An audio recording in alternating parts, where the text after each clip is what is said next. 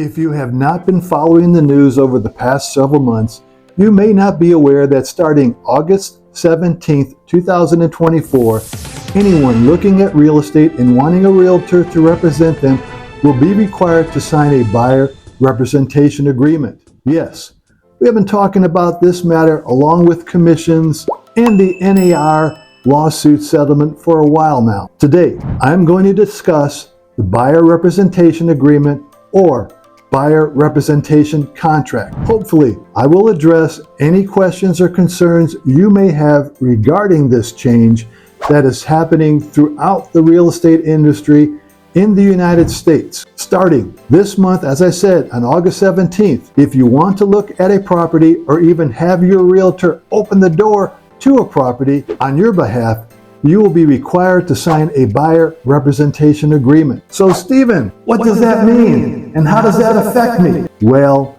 there are some misconceptions to this change, and right now people don't even understand what's really going on. Yes, these changes are going to impact everyone in the real estate industry, buyers, sellers, and realtors alike. So when you list your home for sale with a realtor, you sign a listing agreement for a fixed period of time and generally agree to pay your listing agent a commission if they sell your home. Also, in that agreement, you would state whether you were going to pay a commission to an agent who brought a buyer to purchase your property. That process is still going to take place. However, a few changes are going to occur and we will discuss them in another video later, maybe this month or next. Moving forward, when you want a realtor to represent you to purchase a property, you will need to sign a buyer representation contract similar to what you may already be familiar with when selling a home. The first misconception is the length of time a buyer representation contract is. People feel they are going to be tied up for months or even a year, and that is not true. The buyer representation contract will establish a start date and an end date. These dates will be negotiable on your part. The contract will also spell out that either party can cancel the agreement with notice. This is something that I've always done with my listing agreements, and that is a good thing. You don't want to sign a contract for a long period of time, say 6 months or a year, because you don't even know whether the agent you decided to work with is even good. Maybe they're lazy and don't respond to telephone calls, or you don't even like them. Likewise, I don't want to be tied up for a lengthy period of time working with someone who is unrealistic, demanding, disrespectful, not qualified to buy a property, or is not a good fit for me. So my advice to you is limit the time you are locked into your contract. Could it be 30 days? Just to see how things work out? Of course. And if you want to extend for a longer period of time, you are free to do so. It's like dating. You aren't getting along, you just move on. Could this contract just be for a day? Of course it could, but that might not be enough time to evaluate each other by signing a one-day contract.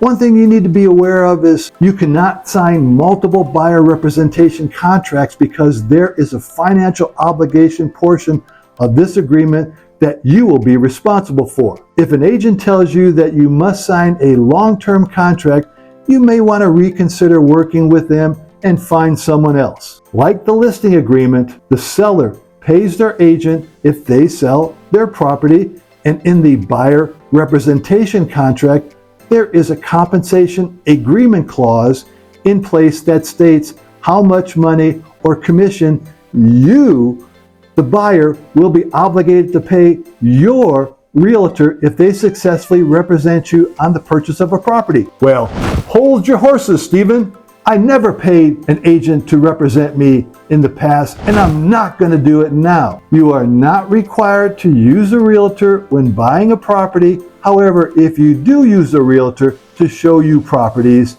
then you'll be required to sign a buyer representation contract. So let's jump in here and explain the buyer representation contract a little further. First, the buyer representation contract will state exactly what your realtor is expecting their compensation to be for their services if and when a sale is completed. They cannot accept more than what is agreed upon in writing, and the compensation can come directly from the sellers, the listing agent, or lastly, from you. This amount may be negotiated as well. A misconception is the buyer is going to pay more for a property using this buyer representation contract, and that is not true. No, it is our feeling and belief that sellers will still offer compensation to agents who bring them a buyer for their properties.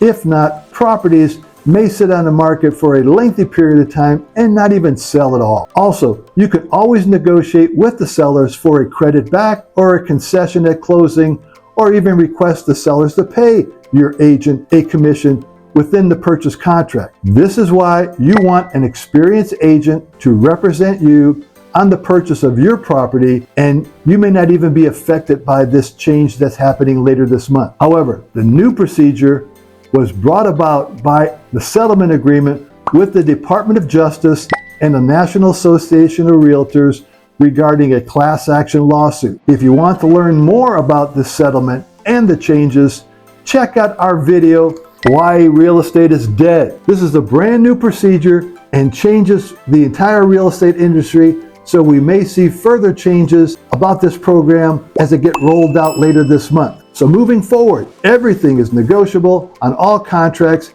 even the new buyer representation contract, so please keep that in mind. As always, you want to have someone representing you that has the knowledge and the skills to meet and exceed your expectations. You will be signing a contract for a representation, so make sure you choose wisely. Hope this information was helpful, and we look forward to assisting you with all your real estate needs here on the Big Island. We will be talking about this subject again down the road. However, if you have questions or concerns about these changes, feel free to reach out to me at one of our contact sources, or leave us a comment or schedule a call in the links below the description. Look forward to seeing you again next week. Aloha.